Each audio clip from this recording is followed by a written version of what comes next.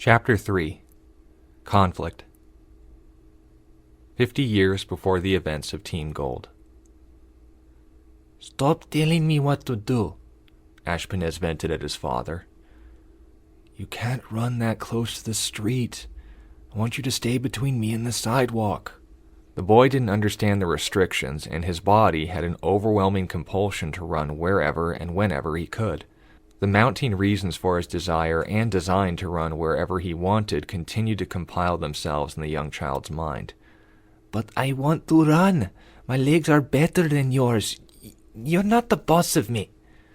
A child making a scene wasn't uncommon in the streets of Atlas. The rarity was when Nebo didn't return the emotions in kind. "I want you to understand respect and safety." Ashpenez vented back his frustration. "I already know those words. Regarding those in authority and regarding the well-being as a priority. You don't know what you're talking about." Nebo's tone didn't rise. "If you need to run, we can do so together. What you're doing is not respectful or safe. I love you and I don't want you to be hit by a car."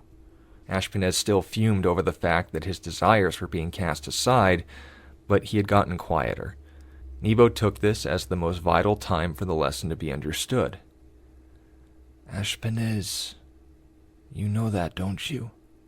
He aggressively shook his head. "What does that word mean, then?" The boy continued pouting. "I'll give you a hint. It doesn't mean I have good feelings about you." The boy's shoulders dropped slightly, yet remained facing away from his guardian. "I know you know this word. What does love mean?" Ashpenez mumbled something in reply. "I'm sorry? I didn't hear you." Very quietly, he acknowledged. "It depends on the context. You don't love me like food. You don't love me like Mom. You love me like yourself." Nebo patted the boy on the shoulder. "So, what does that mean?" Ashpenez shrugged. "You want to give me food and keep me from getting hurt?" Nebo nodded his head and adjusted his glasses. "I value you as a rule, not because you do something, but because of who you are." A brief moment passed before he hugged him and allowed his elder to raise him to his feet. A fast vehicle passed by that startled Ashpenez, and Nebo drew him close. Grabbing onto his jacket, he allowed him to lead him back to a safer distance and began mentally noting what was around him. He was still clearly upset, but the gesture informed Nebo that he understood. The boy remained close under his arm until they reached their apartment in northern Atlas. He finally let go of Nebo's jacket when the door was unlocked and ran into his room. Nebo's wife watched him move and returned her gaze back to the father. "Is something wrong, honey?" Nebo shook his head. "Anger isn't wrong. We just learned that it shouldn't make decisions for us." Nebo's wife put her hands on her hips and gave him an all-too-familiar look. With a flustered smile, it took everything in him to reply. "Well, I can't teach a class I haven't taken, can I?" Rolling her eyes, she turned to check on Ashpenez. Nebo sat down and began to consider how much has changed about himself over the past year. "And I thought marriage would force me to grow up." Current day. The siren's echoes created an artificial and preemptive tension through the streets near Shade Academy. Those that were unaware their lives were in danger were forced into that shared sense of necessary fear thanks in no part to the intrusive wails. Being a society far from unfamiliar with grim incursions, they delegated offensive roles to the huntsmen and armed themselves should their own residences come under threat. This civil security was something Daniel always admired and urged him to further acts of service to see them kept safe. The oath he had taken upon his enrollment into Shade was more than just the only option left to him. The instructor had liberated him from the torturous life he had been subjected to among the men of the mountain. Being taken in by the local orphanage until the academy was complete, he jumped on the opportunity to join the ranks of those that kept them all safe. The image of a savior like the instructor was one he always strived to achieve. Yet, as he secured the last portions of his armor to himself and took up his hammer, it seemed heavier than it had ever been before. Shaking off the fatigue as merely a consequence of current events, his eyes went to Olivia as she finished donning her bodysuit and began loading trap. She wasn't returning the ocular exchanges, so he instead attempted a vocal one. "Do you need me to—" Olivia snapped a reply. "I'm fine." Daniel had only been married for 15 hours and had seen a side of Olivia he had never seen before. They had grown up from children to adolescents and now young adults, and yet this barrier she verbally placed between the two of them left him with a choice. Old habits lived to fight another day, and he already could tell from his physical state that he didn't have the strength to spare if they were going to protect their home. He remained quiet and placed the last dust crystal into its haft. Olivia paused for a moment at the noise and aggressively tossed her ammunition over her shoulder. Moving to the door, Daniel closed the handle and made to follow her in what he assumed was to meet up with Havaliah. No further words were exchanged between them, even in spite of Olivia now making the occasional glance back to him. He only noticed after several had likely passed. She refused to allow eye contact, and it wasn't out of combat protocol. She was consciously turning him away, and now realized he was too. Frustration built as Daniel focused his attention on working through his throbbing ankles. This was their first fight as a married couple, they both realized, the causes of which had almost been forgotten, but the tension it created was fortunately all too appropriate. Daniel moved to open the door for Olivia, which she took as an insult and moved to push it herself. When the doors of the fortified compound exposed to them the full gravity of what awaited them, Daniel stumbled as he mentally prepared himself for what awaited them. They were no strangers to Beowulfs or Night Stalkers, yet they seemed to outnumber the grains of sand they walked on. An alpha's roars called more to various points in the layout of the city in a coordinated effort to accomplish what Daniel did not like to guess. All that was going through his mind at the moment was a proper transition from his marital life into his training as a huntsman. Igniting the top of his hammer and preparing for the exertion, he checked to make sure Olivia had remembered what she needed to do. Given the fact she was no longer next to him was a good sign. At least she had the sense to remember her training. A part of him hoped she hadn't heard that, but not entirely. Havaliah welcomed the distraction. The collective negative emotions that had accompanied all living things made the lure of Grimm as present a threat as the weather. Given the emotions she had been dealing with, she almost felt to blame for the massive influx of Grimm that now flooded the military center of Vacuo. It was the ideal place for this incident to occur, yet the coordination of their movements compounded her guilt with yet another reason for her to believe she was to blame. Regardless of the numbers of huntsmen and militia that would answer this threat, a single piece of broken glass was seen as removed from its place by her own hand. Her training channeled those emotions to spur action, and her semblance staved off fatigue, allowing her complete control of her actions. Yet if it wasn't for her muscle memory ingrained through the years of repetition, she questioned whether her arms could even be trusted to raise themselves in defense of anyone. Her first target distanced itself from a group she wasn't equipped to handle and made its way to charge her directly. Using the Grimm's momentum, her left blade was held close to her abdomen until the last possible moment before her somersault maneuver completed its circuit and embedded itself in the thigh of the monster. Roaring for aid rather than in agony, she spared herself theatrics and quickly brought her second blade between its neck and shoulders the moment she got to her feet. The next series of enemies followed various patterns. The responses once again came reflexively and would have left her bored if she wasn't so eager to take responsibility for them being here in the first place. Her razor-sharp wires that connected her knives to her gauntlets for easy retrieval became weapons in of themselves. After feinting a swipe from one of their claws, she vaulted over its companion's efforts to assist him, giving reach of the wire over and onto the Grimm's neck. The braces in her arms, combined with the motions of her leap, spun the Beowulf on its heel and drove the wire completely through its sternum. Pushing the second beast away from her, the returning roar was cut short by an efficient cut across the back that drove it to its knees. Already picking her next target, she finished the exchange by completing the cut across its back from the adjacent side and exhausting the Grimm's ability to maintain itself. She ran as fast as she could to stay ahead of the creatures and made a conscious effort not to look back at the bodies. There wouldn't be anything to look at in a few moments either way. This recall from training kept her mind in check as she made her way to where her fellow huntsmen were fighting. Various techniques, styles, and utilizations of semblances displayed themselves across the intersection that had been left surprisingly untouched for a dirt trail. The buildings themselves had gone largely ignored. The Grimm were prioritizing those most qualified to overpower them. None of it made sense to her. Yet it didn't have to. It was the first time in hours she had been spared the hazard of an unfocused mind. She moved to assist a huntsman driving a Beowulf through the right shoulder and unaware of its left arm coming to meet the blow. She unfurled her wire spool and moved to encircle the beast's wrists.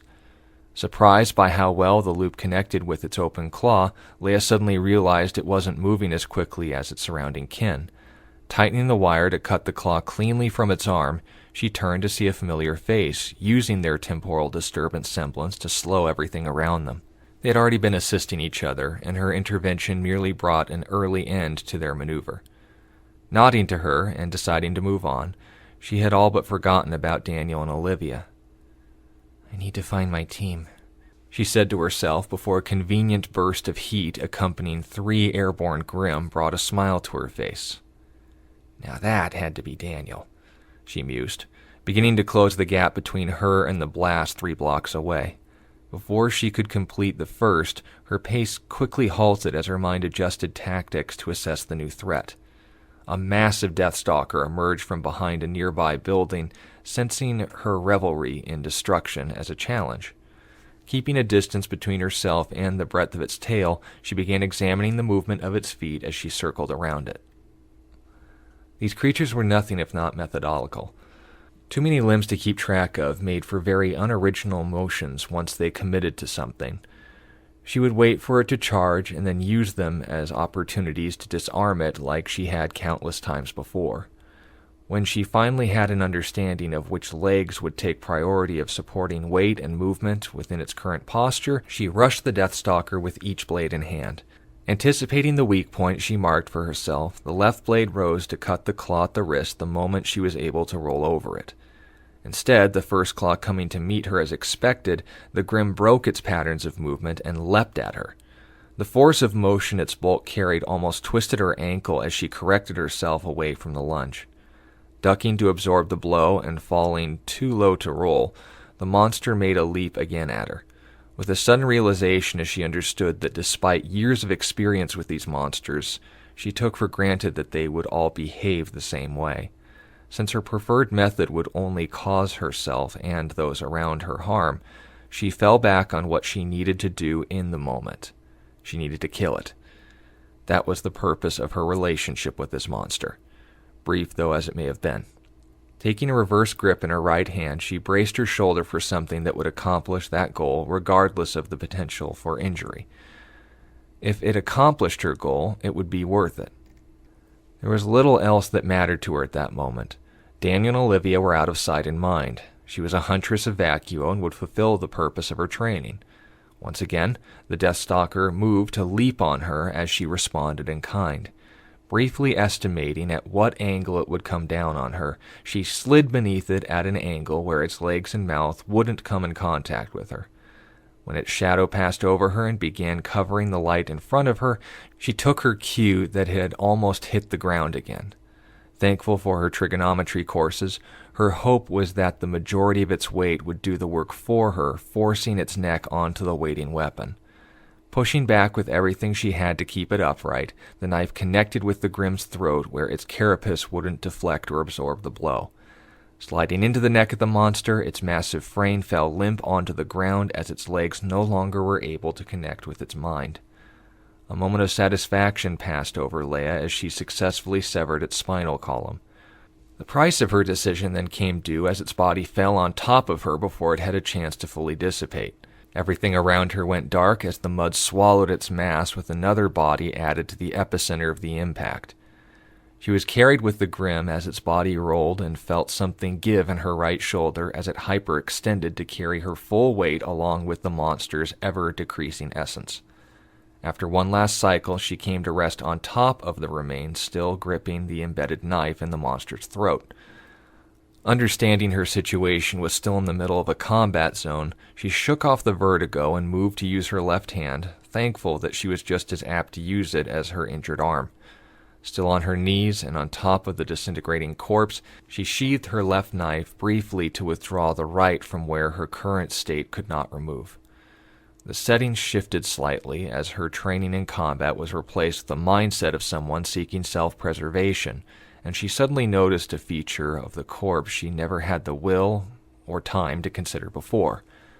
The entirety of the Deathstalker had turned sheet black upon its death and began to dissipate in what she could only describe as ash.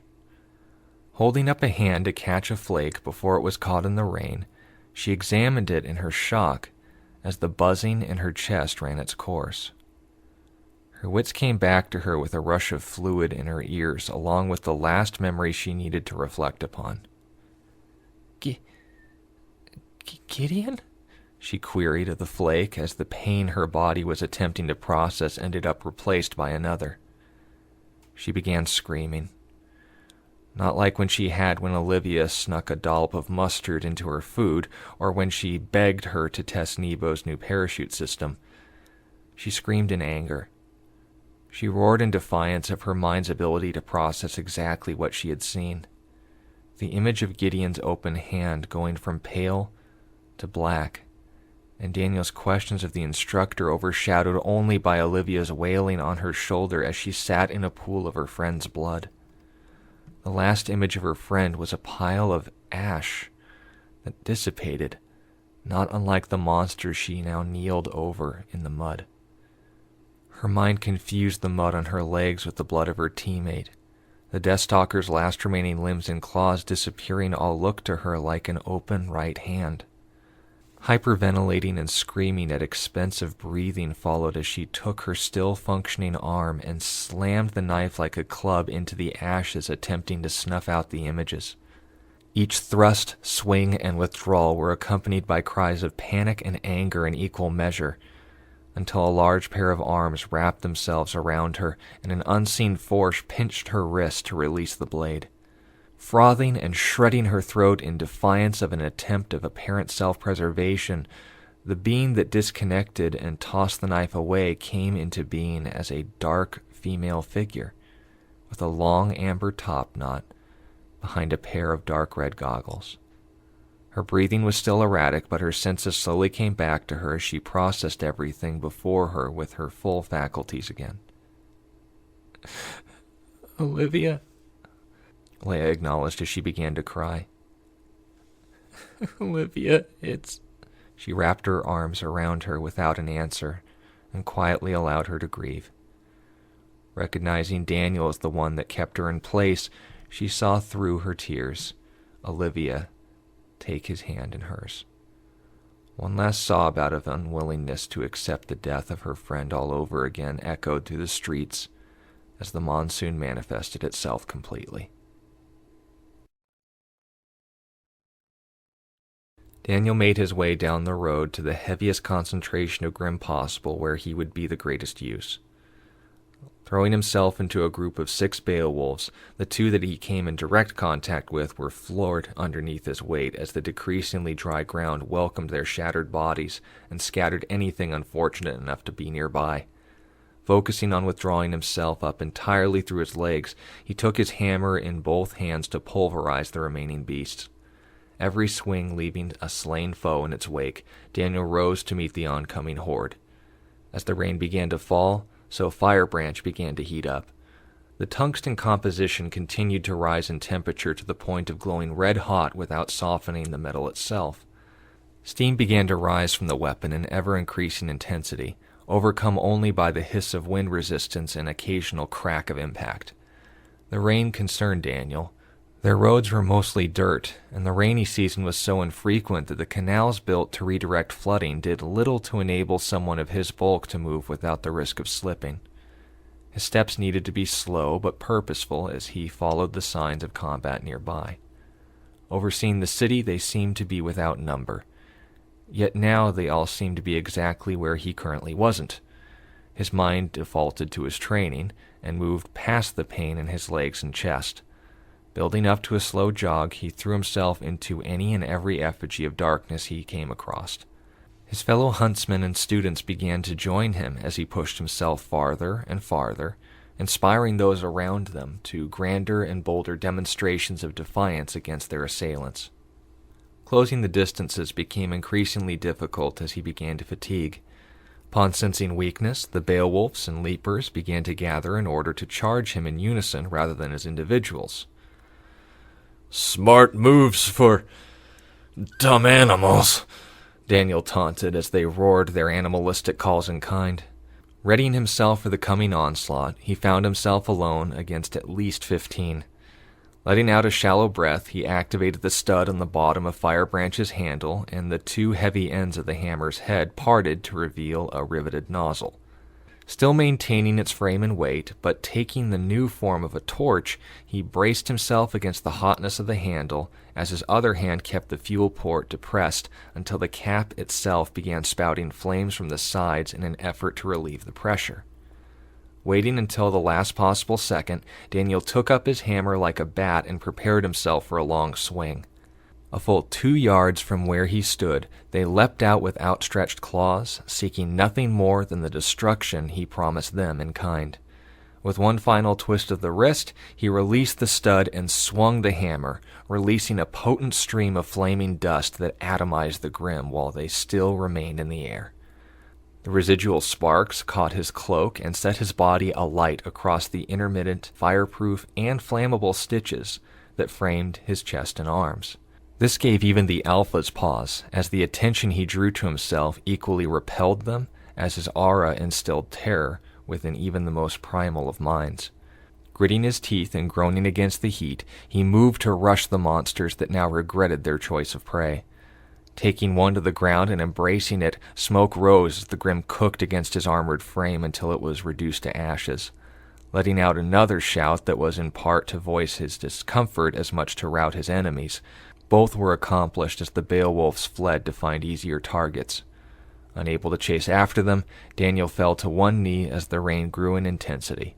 Dousing his armor and exposing the portions of it tailored for such a maneuver, he began to shuffle himself into a nearby building to seek temporary shelter from the downpour and gather himself for another assault.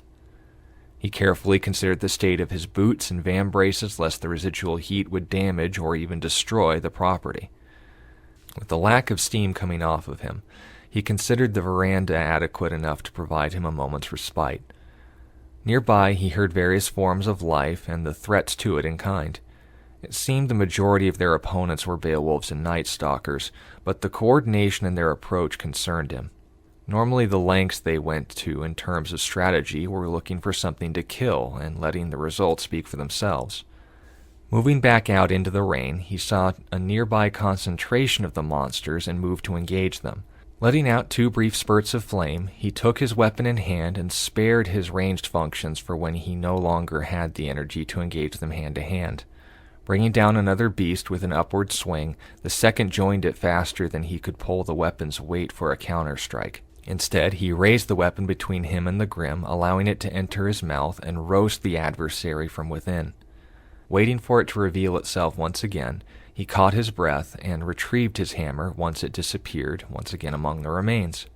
Still trailing ash from its previous journey, he brought back the hammer after catching a blow on his shoulder. With one last exertion, Daniel grabbed the Alpha's beard as it attempted to gnaw through the mail and metal. In one swift motion, the molten nature of the hammer pressed into and passed through the monster's skull effortlessly. He even had to move himself out of the way to avoid striking his own leg in the swing. "Not doing that again," he reminded himself as he discarded what was left of its head. The rain continued and visibly waned, forcing street lamps and homes still illuminated to guide his way. The backdrop of dark figures were easy enough to make out as grim, especially with the yellow eyes that betrayed all hopes of camouflage that their white and red extremities didn't already betray. Yet it was another backdrop that drew his attention the most. Moving from one rooftop to another, Daniel spotted an area in the rain it simply ceased to exist through. Recognizing Olivia's frame, he remembered why they weren't side by side during this fight. His training, for the most part, prioritized actions over motives, but part of himself consciously wanted to put distance between her and himself. He had brought her very close to his heart, thus exposing himself to more harm at her hands. Insults and wounds from a distant and unfamiliar source can be dismissed or dealt with. It's the knife in the back, or the chest, that almost always ends up doing real damage. Shaking his head and making his way to cross the street, an unmistakable crack of dust echoed out in a series of snaps until he ceased. But the roars of the assailants continued.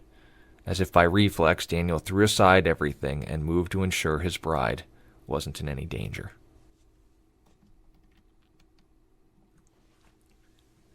Olivia allowed her semblance to refract the light around her as she made her way to the nearest point she could to make full use of her rifle. Trap was a gift from Dr. Nebo that had served her well once she took the time to practice with it. The transition from a bow and arrow to a gun was not as simple as it seemed, yet this season in her life seemed to be full of those. Whether in alignment with or determined from her personality, the only thing that upset Olivia was change. At least, change too rapid that she couldn't keep up with it. Her camouflage was flawless if she moved at a steady pace. It was when the moments she had to rush into new environments that her strength betrayed her. Like the chameleons they studied, it could become undetectable if allowed to lie still. Even her thermal vision couldn't pick them up if she didn't know what to look for. This instinctive kinship with the animal seemed to be another barrier between her and her new husband. From a life alone to a life with a family, from a family to a procession of grief, from grief to her wedding day, from her wedding day to now being at ends with this human. She paused as the thought even dared to cross her mind. She didn't have the heart to tell him that seeing Havaliah change her name had angered her. She knew Havaliah's name meant land of gold. The only reason she'd think to abandon the name they'd structured their team around was if she thought the team was falling apart. Gideon was no more, but they were still a family, weren't they? She bit her tongue as a reminder of her training. Her mind always wandered most when it served her the least. I had just figured out how to pronounce it, too, she whined, hoping this concession would ease her tumultuous emotional state. Like turning to salt water to quench her thirst, it only aggravated it more. Her unseen eyes looked down at Daniel making his way into an oncoming group of Grimm. Instead of firing, she took a moment to observe him tear the monsters to pieces with his bare hands. Is that how you feel about me? She wondered as his focus turned to his next target. As unwilling as she was in this moment to admit it, she loved watching him when he was serious. Memories met her doubts with moment after moment of their days growing up together. Not one passed through her mind that didn't involve her wrapping her arms across his back for warmth. The jokes and pranks to their getaways together forced the ghost of a smile to cross her lips. She sat down to take in the sight of him moving from enemy to enemy and brutalizing them with the same tenacity he demonstrated the day they first met. A sigh emptied her lungs as they made room for current events. He's probably mad at me. I'm mad at him. He should have known those changes in our names would upset me. I don't know if I can do this. Our first day of marriage and he starts a fight? I tried to tell him like the instructor taught us to. These thoughts and words whispered across her mind as eyes of disdain were overcome by eyes of adoration. She thought she was beginning to cry as her goggles fogged up. She realized that it was starting to rain. Brushing her arms on her shoulders, she instinctively looked to Daniel's large heat reading on her second sight and longed to be there once again. Yet, she knew it was probably too late. Turning away, her mind succumbed to despair and chose to mirror what she assumed was his method of coping. With one final check to her blind spots and making sure her exits were clear, her eagle's nest was established and she made to take her first shot. The first shard of dust went wide of her intended target, only halting the Grimm's move to charge another huntsman. Correcting her breathing, she made another shot at another nearby beast that once again only grazed its shoulder. Chastising herself, she moved to another group. Come on, I can't do this right now. Yet despite her protests, her mind was too occupied with her civilian life to allow her muscle memory to take over. Training and trauma collided as another shard of flaming dust met with a wall instead of the Beowulf she targeted.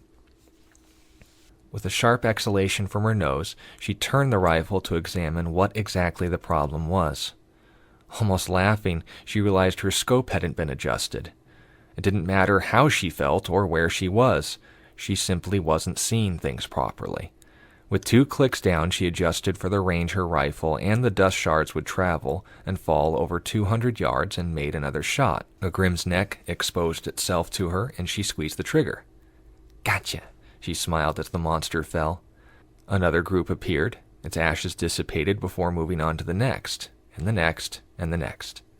Finally, seeing her weapon fulfill its purpose, she found some peace for her troubled mind. The rain ceased for a moment across one of her legs, and she turned to discover why. A Grimm had made its way on top of the building and supposedly drawn to her anxious thoughts.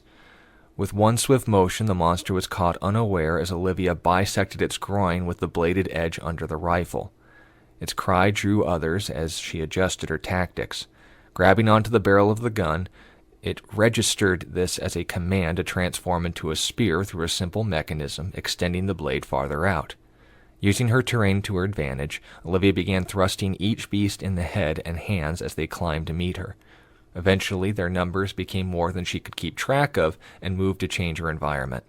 With a calculated risk, she jumped from her vantage point onto her first choice of exit and successfully stuck the landing. Leia had taught her a lot about gymnastics, and it was starting to pay off. The bruises she'd acquired through her style of climbing and retreating had become calluses now, allowing her to focus on more important problems she was facing. Everything suddenly presented itself as an opportunity to be thankful until she reached the ground. The dirt roads had become mud and made her semblance pointless. Allowing herself to be fully exposed, the Grimm went from seeking to charging her. A quick adjustment to her rifle once again brought it to bear as she switched the barrel to full auto. The barrel withdrew and allowed her to pepper the oncoming horde with ease as she maintained her stance to keep the gun level. The moment the dust crystal was exhausted, she blew on the muzzle to cool it down and returned it to its spear form. The roars closed in on her, and she began to realize she had been cornered. Her camouflage was gone, her environment had turned against her, her weapon was left now only with one function. She was cold, she was tired, and she was alone. With a steady breath she could release from her body, she reminded herself of the one thing that made any difference to her. I'm not alone. She smiled to meet her fate as a flaming comet descended onto the rushing Grimm to fulfill her prophecy. Daniel unleashed a full crystal of dust, halting their advance and reducing the overwhelming majority of the monsters to ash. Hesitating at first, Olivia simply watched the onslaught before her. The sight of him became all that mattered to her. She allowed a moment to consider if this was only coincidence, but the last doubt that sought to put itself in the way of their relationship died like the Grimm before her as he finished his work. She didn't speak, nor he to her. His hand went to caress her briefly before the need for their attention called out through a rumble nearby. "Night Stalker," Daniel noted matter-of-factly as he began preparing himself for another engagement. Olivia took a moment to take in her surroundings before the sentiment of the moment passed. Where's Leia?" she asked with disappointment rather than frustration. Another long impact tremor resonated through the street, switching them both to move and find their answer along the way. Turning the corner, Olivia and Daniel both were relieved to see the Grimm belly up. All the signs of its demise were wafted away in the increasing frequency of wind and rain. Before long, the causes of the craters and fissures embedded into the dirt road would be unknown to any apart from the beast killer. A small gasp involuntarily came from Olivia when she realized that champion was just the faunus they were looking for. She made to move to her until her second sight noticed something wrong. A hand from Daniel only confirmed her suspicions as her body heat began to increase in ways she had only seen when she was sick. It wasn't panic or shock, it was distress. Her limbs were cold, but her mind and heart were practically on fire. This was only further verified when she saw her friend begin to cry and scream. It was then that Daniel went to move.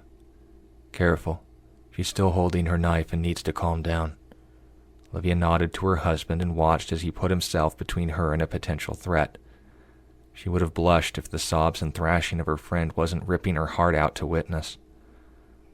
Daniel kept Leia in place until the knife finally fell from her grasp and quickly found it occupied again by the comfort of a sister.